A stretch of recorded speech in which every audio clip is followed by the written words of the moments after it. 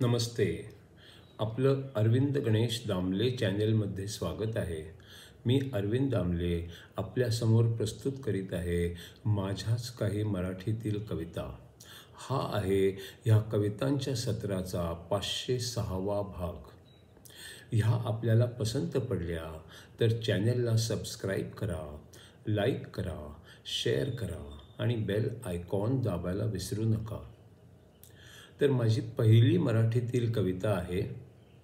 एखाद्या सरळ लांबपर्यंत जाणाऱ्या रस्त्यावरून शेवटपर्यंत गेलो की वाटतं आता शेवटाशी पोचलो. मग पोचल्यावर कळतं की तो शेवट नव्हताच, ते तर फक्त एक वळण होतं. हिमालयात एक डोंगर चढताना वाटतं हा एवढा चढला की मग फक्त आकाश. पण तसं नसतं. तिथे गेल्यावर कळतं की पुढे आणखी डोंगर आहे, मग पुढे तिसरा आहे, मग चौथा आहे, मग पाचवा पण डोंगर आहे हेही कळतं. आणि मग लक्षात येतं की कशाचाही शेवट असतो हाच आपला भ्रम असतो. दुसरी कविता आहे. एकाला लहानपणापासूनच वाटत होतं की त्याने मोठा झाल्यावर सुतार व्हावं. पालकांना वाटलं की त्याने डॉक्टर व्हावं.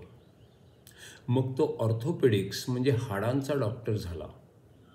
आणि मग काय, तो कापायला, तासायला, घासायला, उपटायला आणि ठोकायला लागला. आणि सुतार कामात जे जे त्यानं केलं असतं ते सर्वच करायला लागला. तिसरी कविता आहे.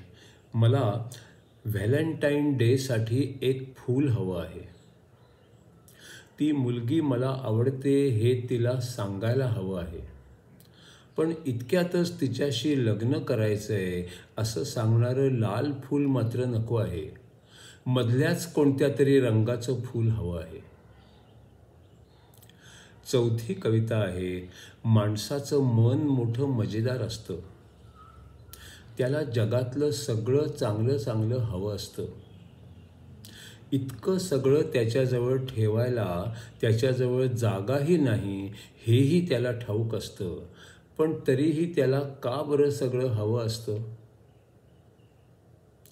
पाचवी कविता आहे.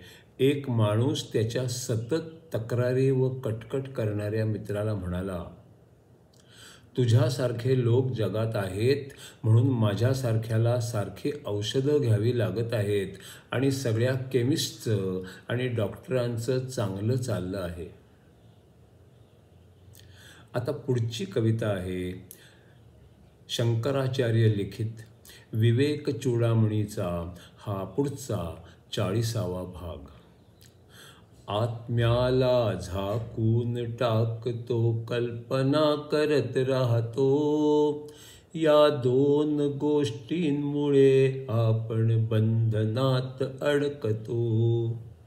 आत्म्याला झाकून टाकतो, कल्पना करत राहतो. या दोन गोष्टींमुळे आपण बंधनात अडकतो. आत्मा नाही असे मानतो, शरीर आहे मानतो. ज्ञान मिळेपर्यंत आपण जन्मोजन्म फिरतो. आत्मा नाही असे मानतो, शरीर आहे मानतो. ज्ञान मिळेपर्यंत आपण जन्मोजन्म फिरतो. संसाराला वृक्ष मानले अज्ञान बीज असते. शरीरच मी हे मानण्यामधून बीजाचे रोप होते. संसाराला वृक्ष मानले अज्ञान बीज असते. शरीरच मी हे मानण्यामधून बीजाचे रोप होते. त्याच्याशी स्वतःला बांधून घेणे पालवी असते. सारखे कर्म करीत राहणे हे पाणी असते. त्याच्याशी स्वतःला बांधून घेणे पालवी असते. सारखे कर्म करीत राहणे हे पाणी असते. झाडाचा बुंधा म्हणून स्थूल शरीरच असते. अनेक क्षमता असती त्यांना फांद्या नाव असते. झाडाचा बुंधा म्हणून स्थूल शरीर असते. अनेक क्षमता असती त्यांना फांद्या नाव असते. शरीराचे विविध भाग देठासारखे असते. पंचेंद्रियांनी जे समजते तर फुलांसारखे असते. शरीराचे विविध भाग देठांसारखे असते. पंचेंद्रियांनी जे समजते फुलासारखे असते. कर्मांचे परिणाम विविध फळांसारखे असते. कडू गोड आंबट तुरट विविध चवींचे असते. कर्मांचे परिणाम विविध फळांसारखे असते. कडू गोड आंबट तुरट विविध चवींचे असते. या वृक्षाला बघणारा जो आत्म्यासारखा असतो. ब्रह्मांडाला बघणारा जो परमात्मा असतो. या वृक्षाला बघणारा जो आत्म्यासारखा असतो. ब्रह्मांडाला बघणारा जो परमात्मा असतो.